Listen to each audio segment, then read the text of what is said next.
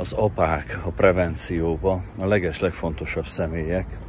Ahogy a költő is mondta, hogy nem értette, fel nem foghatta az anyai szónak értelmét, sőt, még tanítóit is kinevette, de az apai szó, az apai igazság, a példa, a minta, az verhetetlen.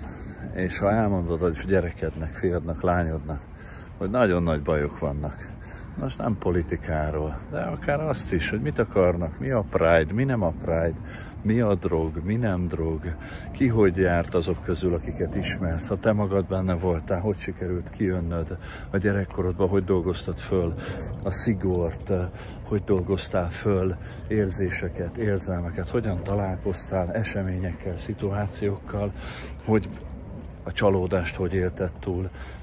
Őszintén, a legempatikusabb emberek az egész földön a gyerekek, viszont a legkegyetlenebbek is. Ha elkezdik magukat önbántani, olyan dolgokra képesek, hogy most a legutóbbi például, hogy meztelenül kiugrott a harmadikról, berobbant 3 csigójája, utána fogta magát, azt visszament, csak útközben elájult, de túlélte, csak vagy hogy hipót lő a vénába, hogy marja ki a szívét a helyéről, vagy képes átműtetni magát fiúról lány, vagy lányról fiúra, vagy képes bármire az ember, ha nem kap értelmes tanácsokat, javaslatokat, atyai jó szavakat, és ezért van szükség rád, apa, hogy igazi jó fej, igazi vagány, nyitott legyél, a legjobb barátod legyen a lányod, a legjobb spanod legyen a fiad.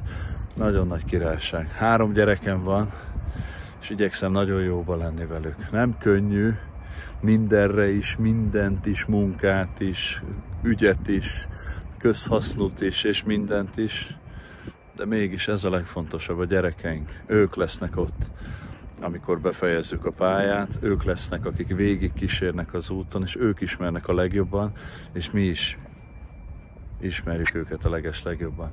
Sok sikert, sok erőt, kitartást, minden jót!